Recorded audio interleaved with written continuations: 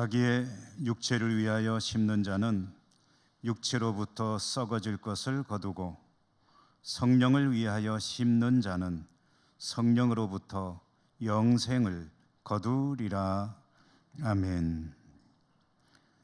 은혜가 풍성하신 하나님 아버지, 오늘 성령 강림 주일에 저희들이 하나님 앞에 나와 예배드릴 수 있으니 참 감사합니다.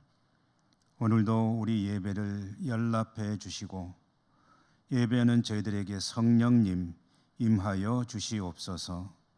예수님 이름으로 기원하옵나이다. 아멘.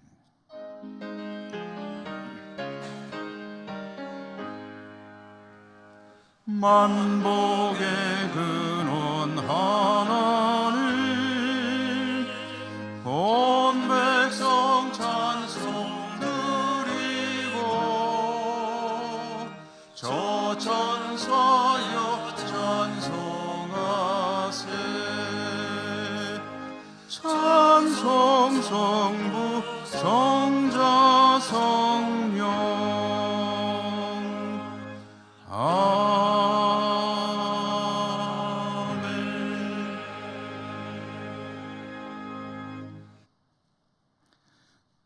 말할 수 없는 탄식으로 성도의 기도를 도우시는 성령님을 의지하며 저희들이 이 고백의 기도를 드립니다. 지나온 저희들의 삶을 돌아봅니다. 성령님께서는 계속해서 저희들에게 길을 계시하시는데 그 말씀 따라 살기보다는 육신의 정욕과 목의 정욕과 이생의 자랑을 따르는 삶이었음을 고백합니다. 저희들의 몸이 성령께서 거주하시는 성전이라 하셨는데 스스로의 몸을 거룩하게 지킬 때보다는 죄의 도구로 사용할 때가 더 많지는 않았는지 하나님 앞에 죄송하기만 합니다. 성령님께서 선물로 주시는 은사들, 교회의 덕과 유익을 위해 사용해야 하는데 그 일에 힘을 내지 못할 때가 많았습니다. 저희들의 부족함을 불쌍히 여겨 주옵소서. 이 시간에 드러나지 않는 모든 은밀한 죄와 허물들을 우리 하나님 앞에 침묵하며 고백합니다.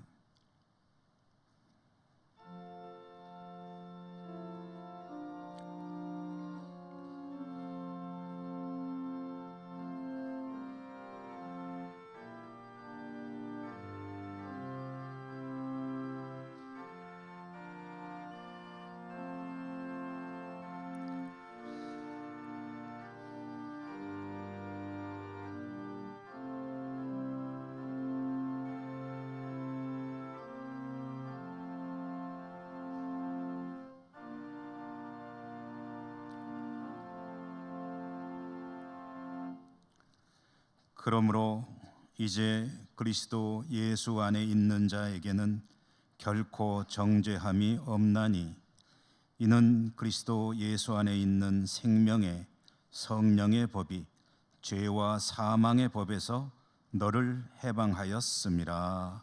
아멘. 그 후에 내가 내 영을 만민에게 부어 주리니 너희 늙은이는 꿈을 꾸며 너희 젊은이는 이상을 볼 것이며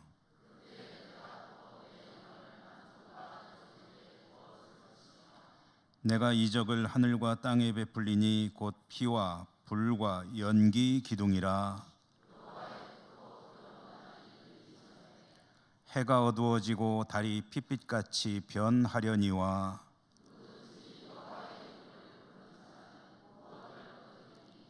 이는 나 여호와의 말대로 시온산과 예루살렘에서 피할 자가 있을 것임이요.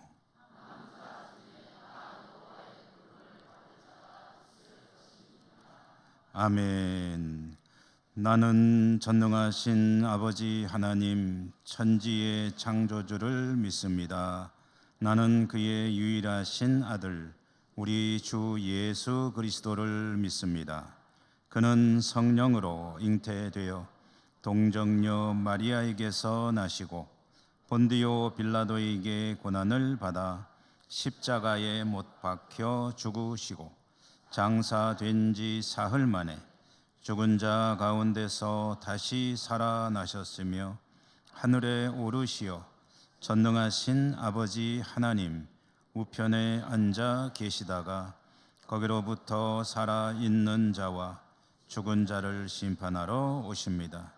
나는 성령을 믿으며 거룩한 공교회와 성도의 교제와 죄를 용서받는 것과 몸의 부활과 영생을 믿습니다.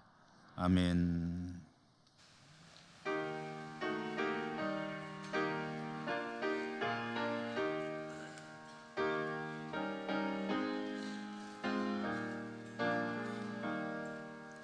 비둘기같이 온유한 은혜의 성령 오셔서 거친 마음으로 만지사 위로와 평화 주소서. 진리의 빛을 비추사 주의 길 바로 걸으며 주님을 옆에 모시고 경건히 살게 하소서. 주님과 동행하면서 거룩한 길로 행하며 진리의 예수 붙잡고 길 잃지 않게 하소서. 연약한 나를 도우사 하나님 나라 이르러 주님의 품에 안기는 영원한 안식 주소서. 아멘.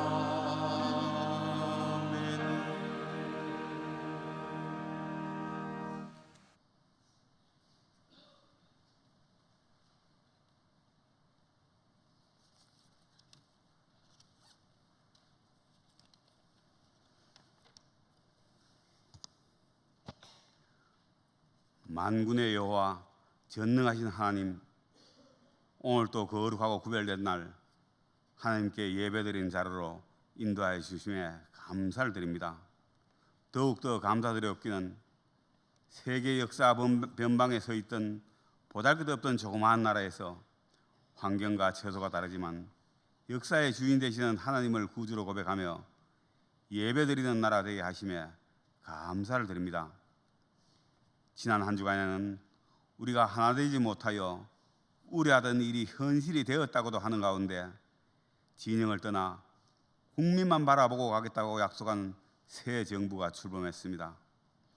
우리가 다 헤아리지 못하는 하나님의 은혜 안에서 이 모든 것 이루어진 것으로 믿으면서 우리의 욕심과 부족함을 내려놓고 머리 숙입니다. 이제 정의와 진리가 하두같이 흐르는 나라, 합력하여 서로 다름도 존중하고 소통하면서 국민과 국익을 바라보고 가는 협치의 정치가 자리 잡는 나라, 국력은 신장되어 찬양하며 땅끝 찾아 복음 전하는 나라 될 수 있도록 하나님 친히 간섭해 주시기를 간절히 원합니다. 6월이 올 때마다 조국을 지키다가 희생하신 분들과 복음을 위하여 순교하신 분들의 핏값으로 오늘의 풍요와 자유 누림을 기억하며 씨 뿌리는 나라 되고자 합니다. 선교지마다에는 눈물로 뿌린 선교사들의 믿음의 씨앗들이 자라나기를 원합니다. 선교를 위하여 기도와 물질로 후원하며 몽골 선교지에 단기 선교단을 파동하는 우리 교회도 모든 부서와 지체들이 합력하여 하나님께 칭찬받는 교회 되기 원합니다. 교회 학교에서 양육되는 학생들은 믿음 안에서 십자가 군병되어 장차 가정과 사회와 나라의 주인이 되고 하나님이 세워주시는 지도자로 성장되기를 원합니다.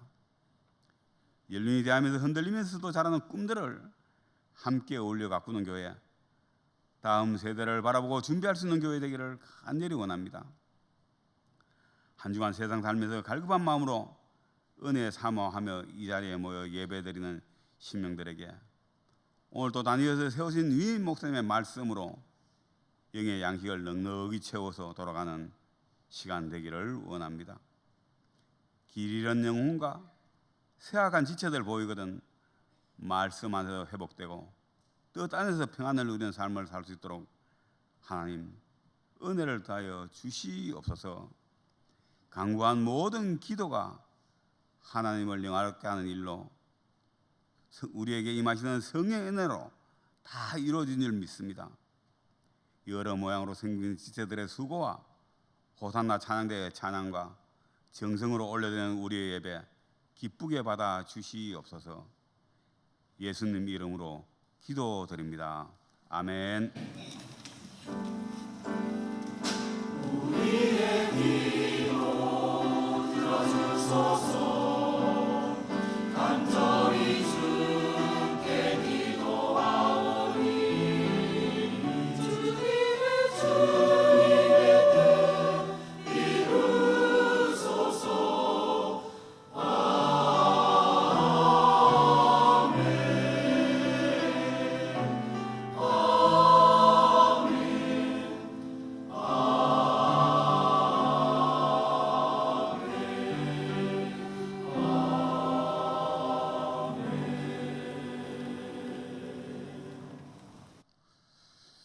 오늘 하나님께서 주시는 말씀을 봉독합니다. 구약성경과 신약성경의 말씀을 이어서 읽도록 하겠습니다. 구약성경 창세기 11장 1절,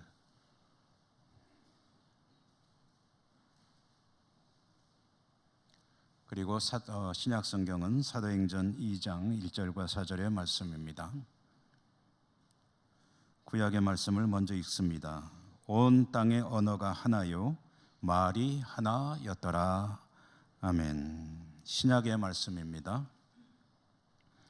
오순절 날이 이미 이르매 그들이 다 같이 한 곳에 모였더니 호련히 하늘로부터 급하고 강한 바람 같은 소리가 있어 그들이 앉은 온 집에 가득하며 마치 불의 혀처럼 갈라지는 것들이 그들에게 보여 각 사람 위에 하나씩 임하여 있더니 그들이 다 성령의 충만함을 받고 성령이 말하게 하심을 따라 다른 언어들로 말하기를 시작하니라. 아멘.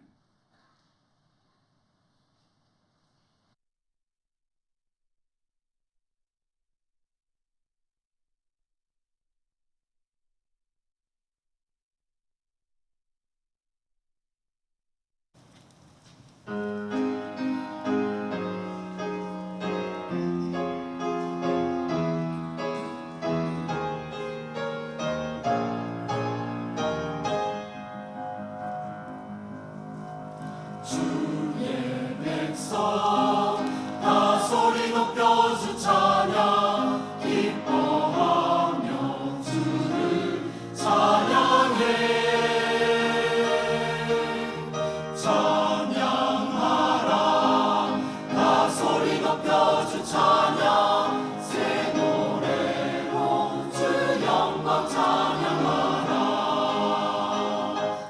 노래하라 주의 크신 영광 선포하라 주의 진리를 기쁨으로 주의 귀한 말씀 온 세상에 널리 전하라. 다 나와서 목소리와 기로 하늘 높이 크게 울려라.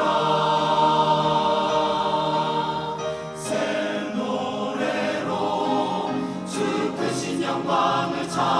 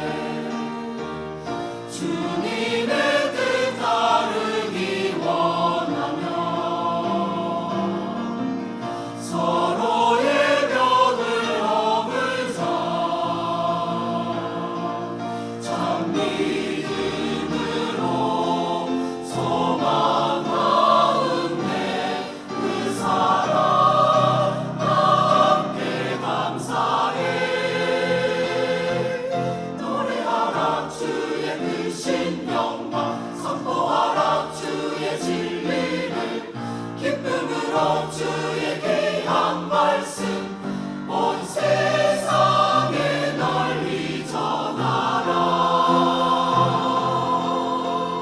다 나와서 목소리와 기로 하늘 높이 크게 울려라. 새 노래로 주님의 그 주신 영광 찬양해. 기뻐하라 주 찬양.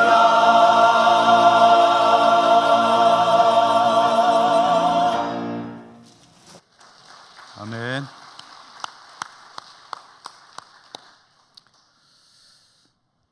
하나님을 예배하는 여러분들 진심으로 축복합니다. 은혜 풍성하시기를 기원합니다.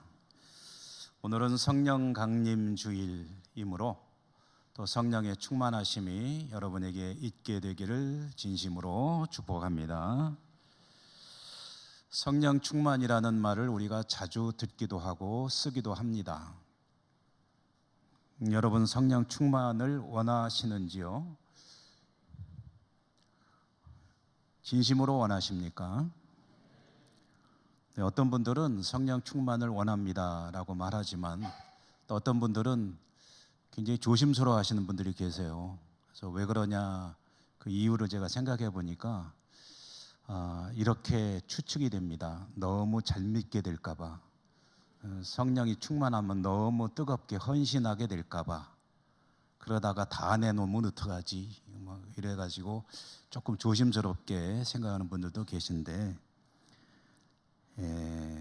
성령 충만을 원하는데 내가 성령 충만한가를 알 수 있을까요? 만약에 알 수 있다면 어떻게 알 수 있을까요? 알지 못한다면 왜 알지 못할까요? 아마 이런 이유를 먼저 생각해 볼 수 있을 겁니다. 우선 성령님은 눈에 안 보이시잖아요. 바람이 눈에 안 보이듯이. 그런데 성령 충만한 것을 그러면은 어떻게 알 수 있을까? 성령님 눈에 안 보이는데 주님께서 말씀하셨죠. 바람이 눈에 안 보이지만 나뭇가지가 흔들릴 때 바람을 볼 수 있듯이 성령의 충만함을 알 수 있는 것은 그 성령의 사람이라고 생각되는 그 사람의 삶과 신앙을 보면 알 수 있다. 살아가는 모습이 성령 충만한지를 보여준다. 성령님은 눈에 보이지 않지만 성령에 충만한 사람인지를 알 수 있게 해주는 대표적인 어떤 표지는 성령의 열매일 것입니다. 갈라디아서 5장 22절과 23절에 보면 이렇게 말씀하고 있죠. 오직 성령의 열매는 사랑과 희락과 화평과 오래 참음과 자비와 양선과 충성과 온유와 절제니 이 같은 것을 금지할 법이 없느니라. 아멘. 그러니까 사랑과 희락과 화평과 오래 참음과 자비와 양선과 충성과 온유와 절제로 표현되는 9가지로 기록된 이 성령의 열매, 이 성령의 열매가 맺어지는 사람을 성령의 사람이라고 할 수가 있을 것입니다. 그리고 이런 열매들이 풍성하고 또렷할수록 성령에 충만한 사람이라고 해도 되겠고, 그것이 성령을 볼 수 있는, 성령의 충만을 볼 수 있는 그런 통로가 되겠죠. 그런데 이 성령의 9가지 열매 외에도 어떤 사람이 성령의 사람인지를 보여주는 또 하나의 현저한 특징이 있습니다. 저는 오늘 그 이야기를 여러분과 나누려고 합니다.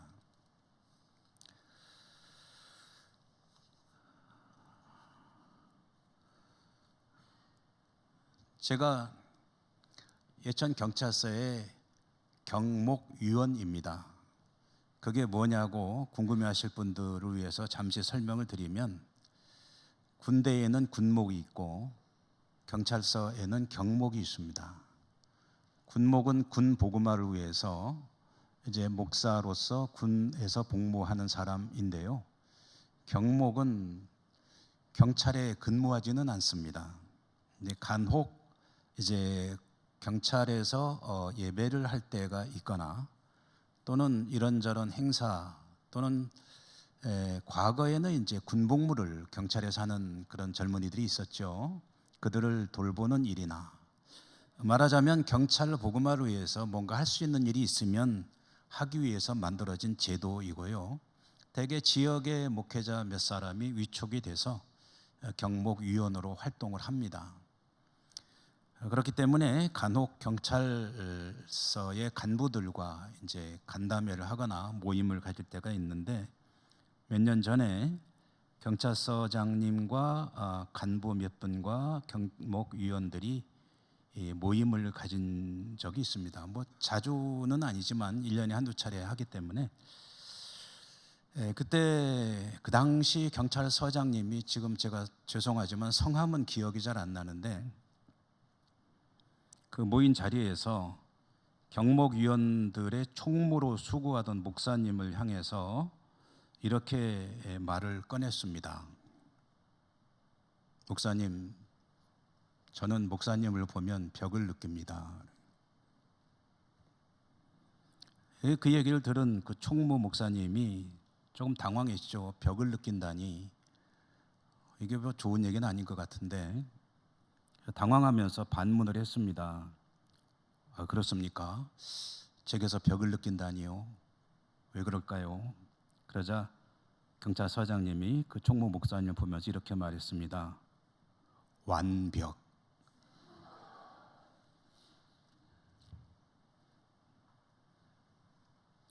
저 그때 굉장히 웃었습니다. 다른 사람도 아니고 경찰서장 하면은 그 이미지가 있잖아요. 그런데 경찰서장님이 이런 쪼크를 하니까, 근데 그분이 그런 비슷한 쪼크를 여러 개 그날 했는데 하나밖에 기억이 안 나요, 지금. 성령의 사람이 가지는 현저한 특징이 무엇인가 할 때, 벽이 없는 사람이다라고 먼저 말씀을 드리고 싶습니다. 만약에 벽이 있다면 벽을 허물어내는 사람이다. 그래서 소통을 이루어내는 사람이 성령의 사람이 가지는 현저한 특징이다.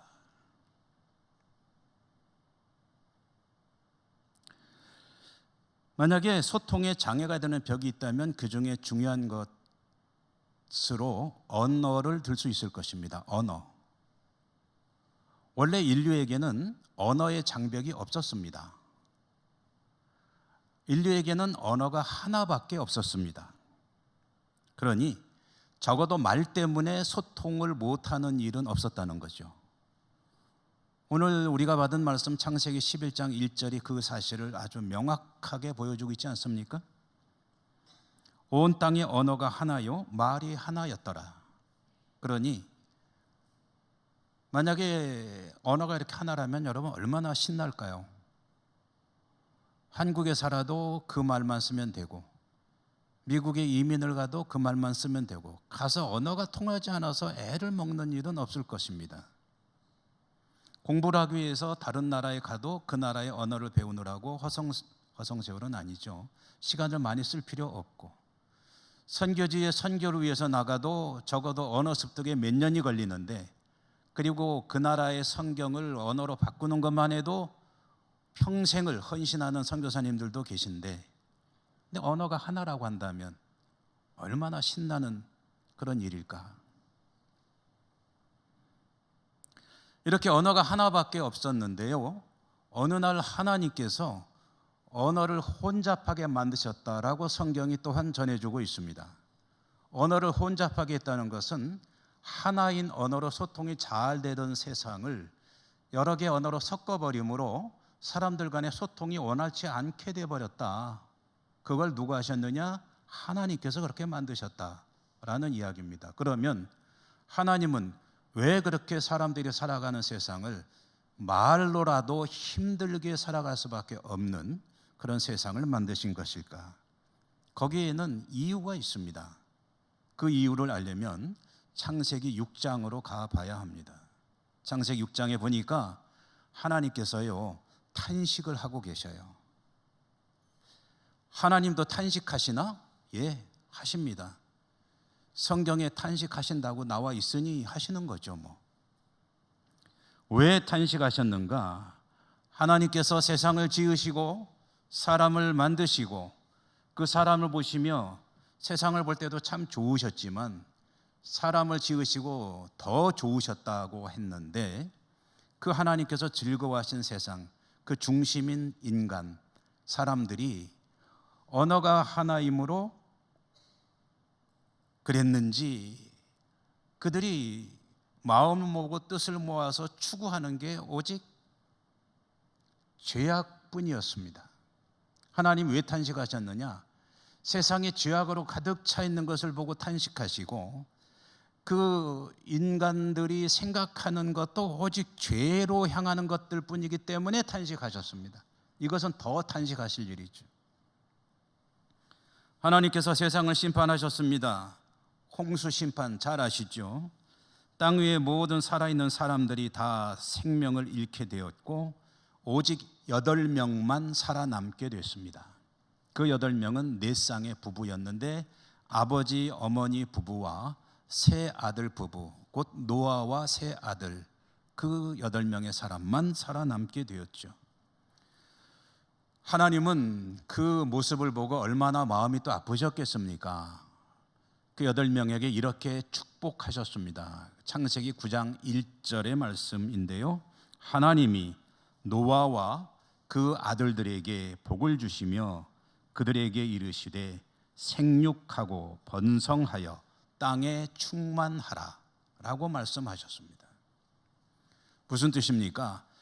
그 많던 사람들이 다 생명을 잃고 너희 8명만 남게 되었는데 너희들이 의인임으로 살아남게 되었는데 이제 생육하라, 번성하라, 땅에 흩어지라, 그리고 가는 곳마다 그곳에서 잘 되어서 땅에 충만하라, 이렇게 축복을 하신 겁니다. 8명밖에 안 되는 사람들이니 여전히 언어는 하나밖에 필요가 없을 것입니다. 더 있을 이유가 없죠. 이들 8명이 신인류가 되었습니다. 이렇게 해서 각지로 흩어지는 그런 이제 확산되는 일이 벌어지게 되는데 말씀드린 대로 소통이 잘 되니 인간들의 뜻이 마음이 하나로 모아지게 됐습니다.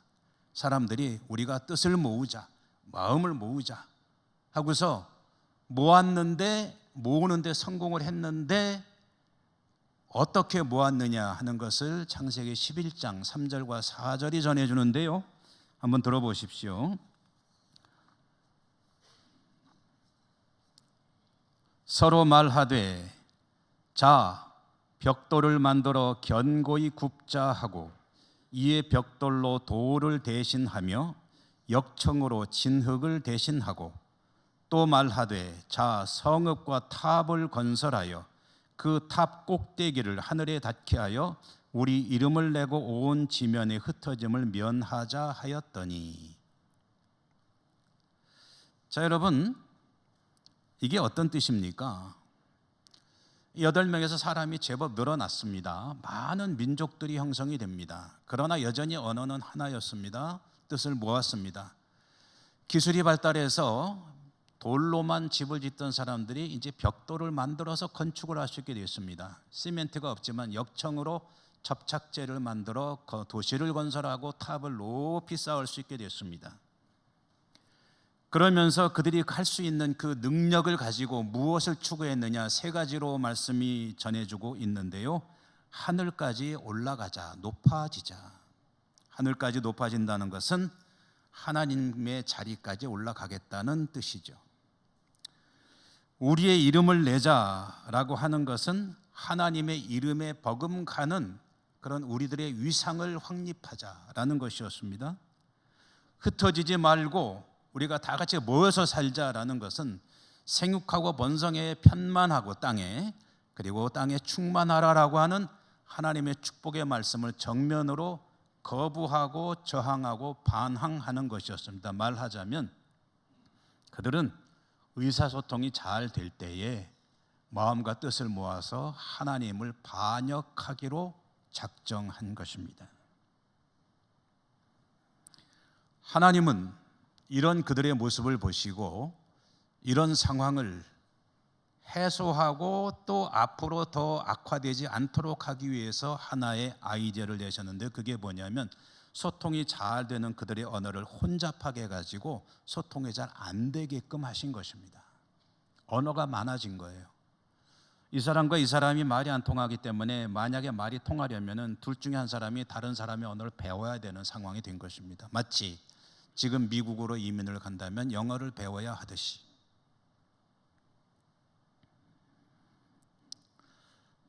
그런데 이렇게 하나님께서 손수 섞어버리신 언어, 인간의 언어를, 그 장벽을 해소하시고 손수 해소하시고 언어가 통하게 되는 그런 사건이 일어나게 됩니다. 소위 바벨탑 사건으로부터 얼마나 많은 시간이 흘렀는지 정확히 알 수는 없습니다. 왜냐하면 바벨탑 사건의 연대를 알 수가 없기 때문에. 그렇지만 수천 년, 적어도 최소한 수천 년, 어쩌면은 수만 년, 뭐 더 많은 시간이 흘렀을지도 모르겠습니다. 많은 시간이 흐른 뒤에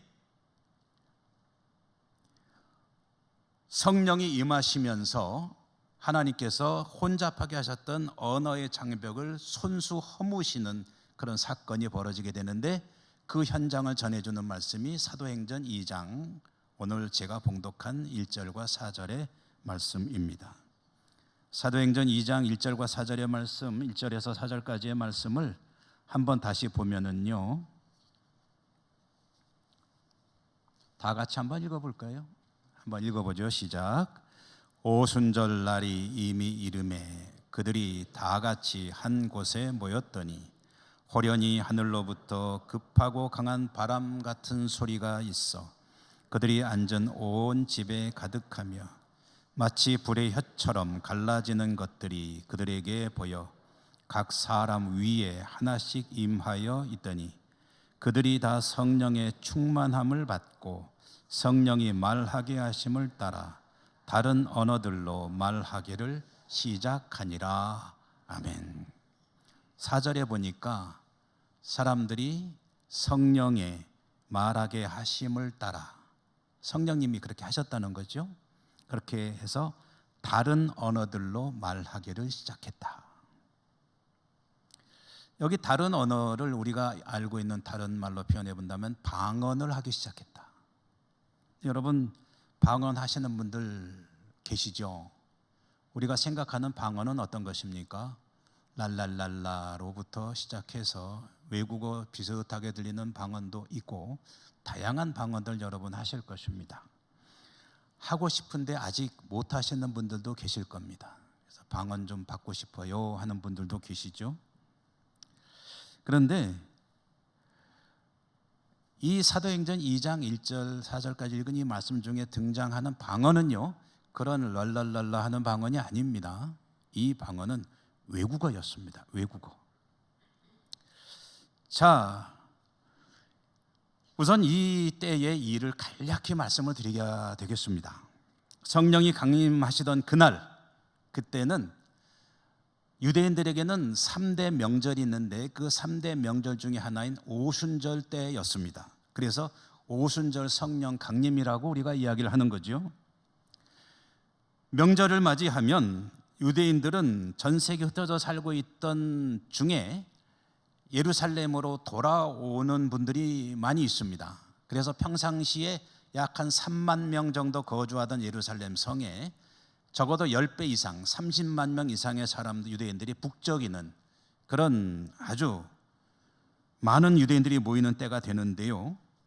이렇게 외국에 살다가 오는 이들, 소위 말하는 디아스포라라고 불리우는 이 유대인들은 비록 혈통은 유대인이지만 외국에서 태어나서 외국에서 성장했기 때문에 원래 유대인들의 언어보다는 자기가 살고 있던 지역의 언어가 익숙한 사람들입니다. 근데 이 사람들이 예루살렘에 와서 모여가지고 모이면 이제 성전에 가서 하나님 앞에 뭐 제사도 드리고 이런저런 오순절 특별한 행사에 참여하기도 하고, 그리고 정말 그 예루살렘 성이 터져날 것처럼 수많은 유대인들이 모여 있는 그때에 주님의 제자들, 성령의 권능을 받고 충만했던 제자들이 나와서 그들의 앞에서 뭐라고 말을 막 하기 시작했는데, 그들이 사용하는 언어가 무엇인가 들어보니까 보통 유대인들이 사용하는 언어인 아람어가 아니라 다양한 언어로 말을 하고 있는 거예요. 외국어로. 여러분의 이해를 돕기 위해서 이렇게 한번 비유를 해보겠습니다.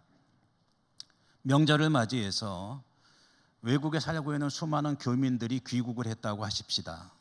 미국에 살고 있는 분들, 영국에 살고 있는 분들, 프랑스에 살고 있는 분들, 독일에, 그리고 저 남미에, 이태리에, 그리고 일본에, 중국에, 동남아, 뭐 베트남, 그리고 러시아, 이런 여러 곳에 살고 있는 교민들이 이제 귀국을 해가지고 한 장소에 모여서 뭔가 행사를 하려고 했는데, 그때 이제 이 사도들이 쫙 나타난 거예요.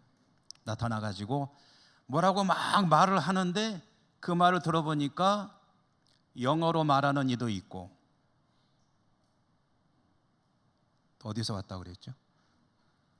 중국어로 말하는 이도 있고, 그리고 불어로 말하는 이도 있고, 스페인어로 말하는 이도 있고, 그리고 독일어 말하는 이도 있고, 러시아도 있고, 그 중에는 또 베트남어도 있고, 이런 수많은 언어들이 제자들 입에서 막 쏟아져 나오는데, 이 사람들이 그 나라 말을 배우지 않았는데 성령의 말하게 하심을 따라 입을 열어 막 외칠 때에 그들의 입에서 나가는 말은 그들이 늘 쓰고 있는 아람어가 아니라 영어로, 독일어로, 불어로 이런 말로 막 나가기 시작했다라는 그런 이야기입니다. 이렇게 되면서 각지에서 모여진 유대인들이 사도들이 말하는 말을 자연스럽게 알아듣게 된 것이다. 적어도 그 언어를 사용하는 사람과 그 언어를 말하는 사도 간에는 소통이 이루어진 것이다. 그런데 이 사람이 그 말을 배운 게 아니거든요. 그러면 이것은 누가 그 장벽을 허문 겁니까? 성령께서 허무신 거예요. 갈릴리 사람들이 중심인 이 제자들은 그렇게 학식이 많은 사람들이 아닙니다. 더더욱이 외국어 공부를 할 사람들이 아니에요. 좀 원색적으로 표현하면은 배운 게 없는, 조금은 무지한 사람들입니다. 그런데 이들이 외국어를 유창하게 말하여서 각지에 온 사람들이 그 말을 알아듣고 있다는 것, 이것은 성령께서 행하신 일이었다. 그들 간에 존재하던 언어의 장벽이 무너져 버리고 성령께서 말하게 하셨으니 그 말의 내용이 무엇이겠습니까? 안 좋은 말이겠습니까? 자연히 하나님의 말씀이 전해졌겠죠. 그러니까 일부러 선교를 위해서 언어를 배우지 않았어도 이 사람들의, 사도들의 말이 하나님의 말씀으로 각지에 모여든 유대인들에게 전해지고 있었다. 그 일을 성령께서 행하셨다.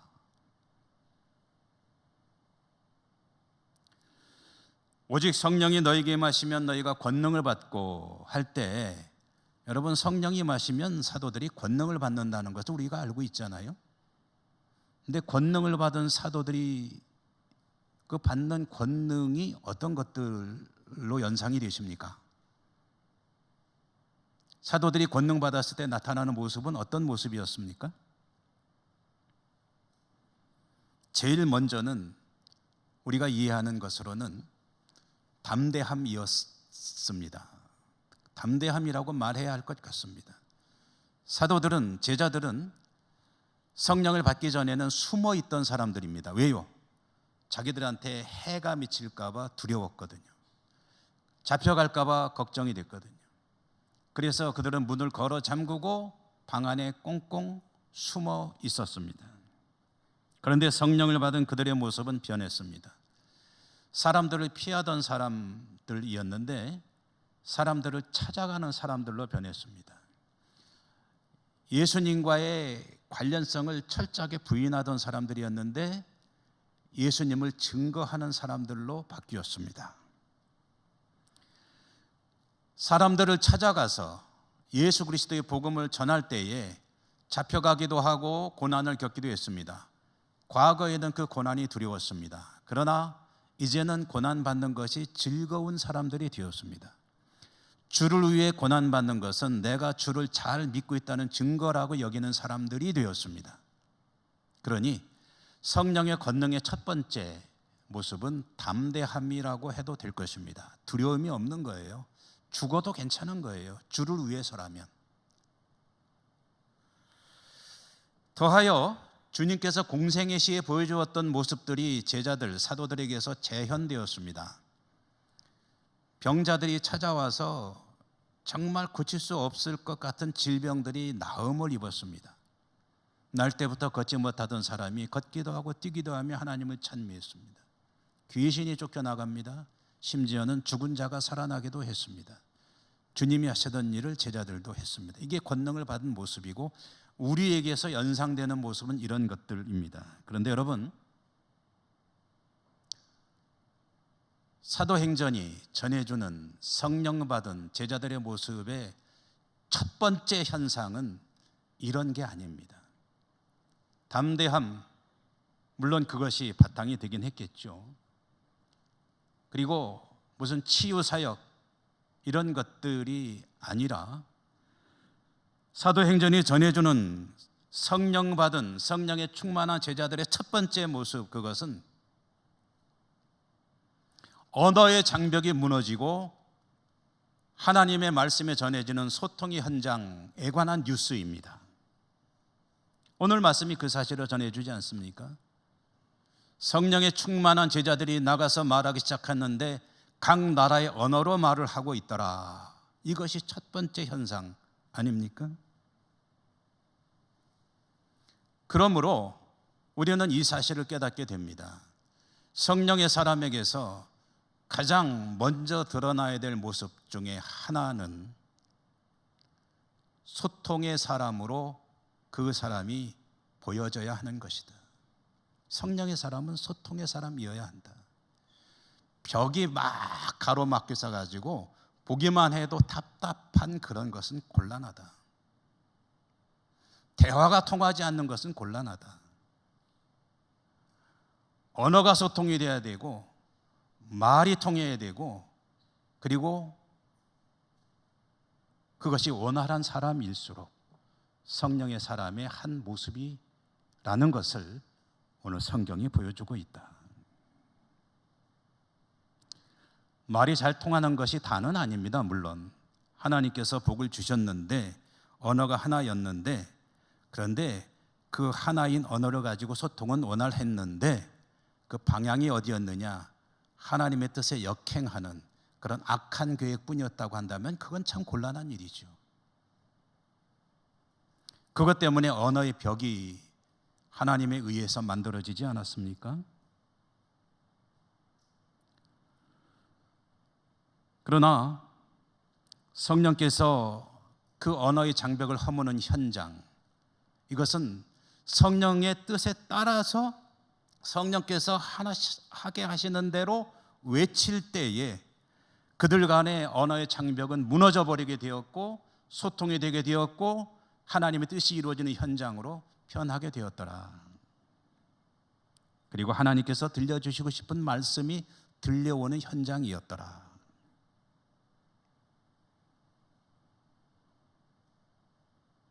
여러분, 최소한도 내가 성령의 사람이라 아니냐라고 알 수 있는 하나의 모습, 제일 먼저 들여다볼 모습은 나는 대화가 잘 되는 사람인가?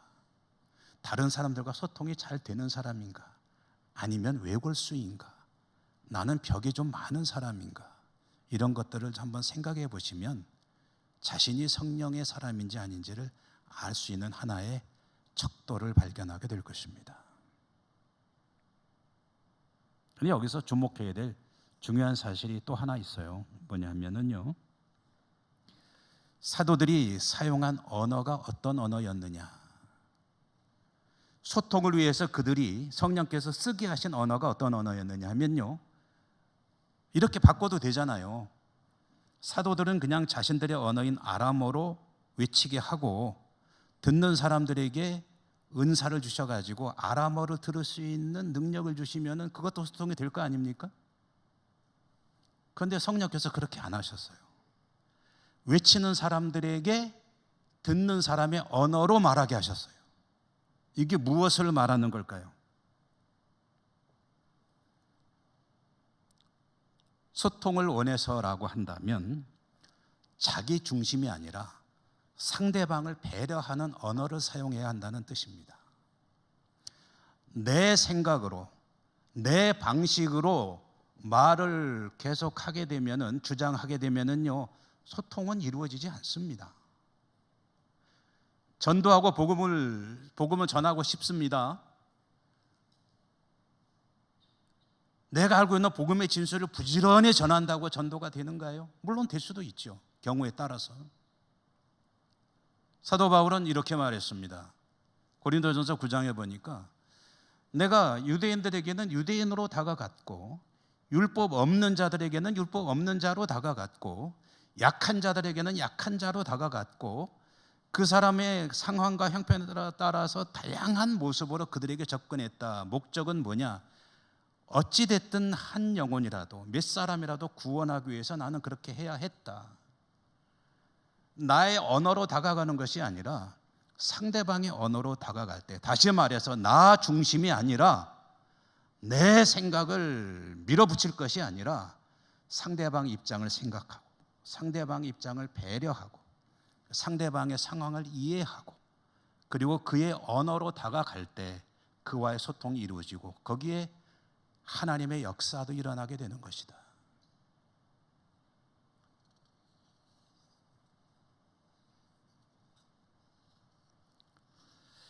근본적으로 성령의 사람을 소통의 사람이라고 한다면은요, 두 가지 방향의 소통이 꼭 필요합니다. 하나는 하나님과의 소통일 것입니다. 성령의 사람이 하나님과의 소통이 원하지 못한 사람이 있을 수 있겠습니까? 하나님과의 소통은 말씀과 기도라는 두 개의 수단을 통해서 이루어집니다. 말씀과 기도에 힘써 하나님과 소통을 추구하고 그리하여 소통이 원활해져 갈수록 하나님을 닮아가게 될 것입니다. 또 하나의 소통은 이웃과의 소통입니다. 물론 주 안에서의 소통이죠. 이웃과의 원활한 소통을 위해서는 나 중심이 아니라 상대방을 중심으로 하는 그런 언어 습관이 필요합니다. 여기서 말하는 언어는 모든 자세를 총칭하는 것이죠. 여러분, 성령 강림 주일에 여러분에게 여쭤봤죠. 성령 충만을 원하십니까? 근데 성령 충만을 우리가 스스로 알아챌 수 있을까요? 어떻게 알 수 있습니까? 나는 소통을 잘하고 있는 사람인가? 특별히 그리스도 안에서 주의 복음을 들고 소통을 위해 힘쓰는 사람인가? 그것을 한번 점검해 본다면 내가 성령의 사람인지 아닌지를 스스로도 판단할 수 있을 것입니다. 중요한 것은 이거죠. 어떻게 성령을 받을 수 있습니까? 누가복음 11장 13절이 대답해 줍니다. 너희가 악할지라도 좋은 것을 자식에게 줄 알거든 하물며 너희 하늘 아버지께서 구하는 자에게 성령을 주시지 않겠느냐 하시니라. 아멘. 주님은 성령을 구하는 모든 성도들에게 반드시 성령을 주신다고 말씀하셨습니다. 성령을 구하십시오. 그리고 성령이 충만한지 궁금하십니까? 나에게서 하나님의 뜻이 원활하게 이루어져 가고 있는지, 많은 사람들과의 관계가 원활하고 하나님과의 관계가 원활한 것인지 스스로 돌아보시면 그러면 성령의 사람인지 아닌지를 판단하실 수 있을 것입니다. 오늘 성령 강림 주일에 그 은혜가 여러분과 함께 하시기를 주님 이름으로 축원합니다. 은혜로우신 하나님 감사합니다.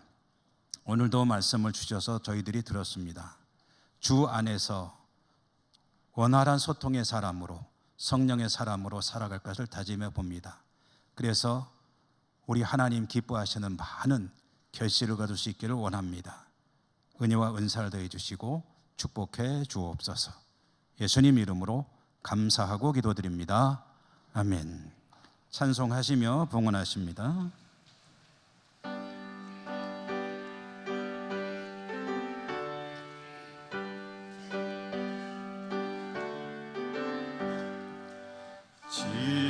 진실하신 주 성령 성도 곁에 계시사 순례길을 갈 때에 손을 잡아주소서. 모든 고난 사람들 기쁜 소식 들으니 성령 말씀하기를 나를 따라오너라. 어디에나 계신 주 나를 도와주시사 어둠 속을 헤맬 때 홀로 두지 마소서. 풍랑심이 일어나 소망 끊어질 때에 성령 말씀하기를 나를 따라오너라. 모든 수고 끝나고 편히 쉬기 원할 때 하늘나라 밖에는 잠든 위로 없도다. 주만 의지하고서 요단강을 건널 때 성령 말씀하기를 나를 따라오너라.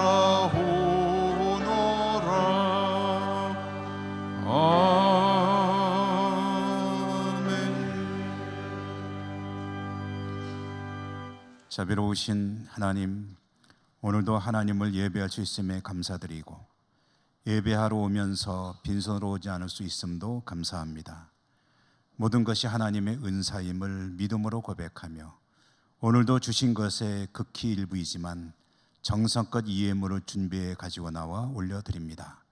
하나님 기쁘게 받아주시고 드리는 저희들의 삶이 성령의 충만한 사람으로 또 주 안에서 소통의 사람으로 많은 열매 맺어 하나님께 영광 돌리는 그런 성도의 삶이 될 수 있도록 은혜 가운데 인도하시며 축복해 주옵소서. 감사하고 예수님 이름으로 기도드립니다. 아멘.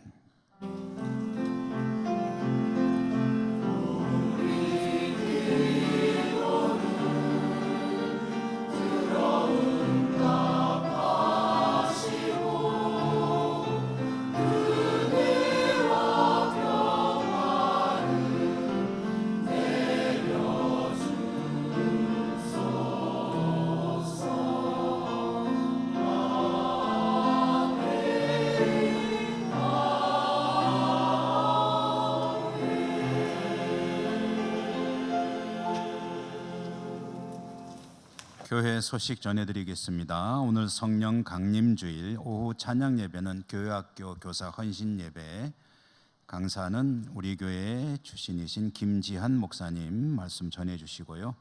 김지한 목사님은 오후 찬양 예배를 마친 후에 몽골 단기 선교팀으로 해서 특강도 1시간 해주시겠는데, 이 특강은 원하시는 분 들으셔도 됩니다만은 세미나실에서 단기 선교팀을 위해서 하게 되는 특강입니다.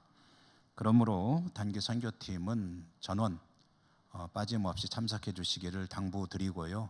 우리 학생들도 시간이 도저히 안 맞지 않는 학생들은 참여해서 강의를 들으면 유익할 줄로 압니다.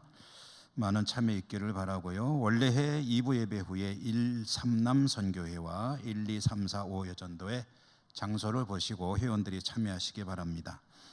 2025년 여름 성경학교 교사 강습회 2월 14일 토요일 오전 9시 성내교회에서 있게 되겠습니다. 오늘 중식으로 해서 4여전도에 수고해 주심에 감사합니다. 김주동 장은주 집사님 가정에서 우리 교우들에게 떡을 대접해 주셔서 또한 감사합니다. 몽골 단기 선교 후원을 위한 바자회 물품 모집 광고 한 번 더 드립니다. 이 바자회는 우리 단기 선교팀이 7월 말경에 이제 몽골 현지로 가게 될 터인데, 현지에서 선교사님을 도와 이런저런 사역을 하려고 하다 보면 또 많은 사업을 하게 되고 또 재정도 필요한데, 단기 선교팀이 조성하기도 하고 교회에서 후원도 하지만 또 우리 교우들도 또 참여할 수 있는 기회가 됩니다. 그래서 물품을 내주시게 되면 그 물품을 판매 수익이 발생하는 것을 가지고 이제 현지에서 선교사님께서 원하시는 몇 가지 사업들을 하게 될 것입니다. 다음 주까지만 모으게 되고요. 물품은 새 제품이거나 또는 새 제품과 큰 차이가 없는 조금 사용한 물품도 됩니다만은 너무 허름한 것은 곤란하다 하는 말씀을 드리고요. 문의는 정선미 집사님에게 또는 사무실로 문의하시면 되겠습니다. 많은 관심과 기도를 부탁을 드립니다. 우리 곁에 계신 분들하고 인사하고 일어나겠습니다. 사랑합니다. 축복합니다. 강건하십시오.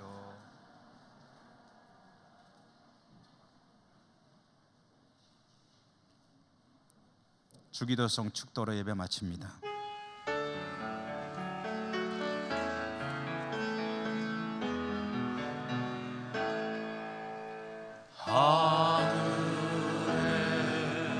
계신 아버지 이름 거룩하사 주님 나라 임하시고 뜻이 이루어지이다.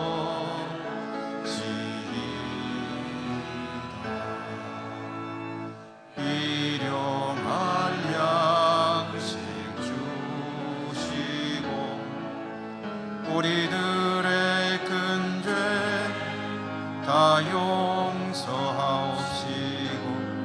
또 시험에 들게 마시고 악에서 구원하소서. 대개 주의 나라 주의 권세 주의 영광 영원히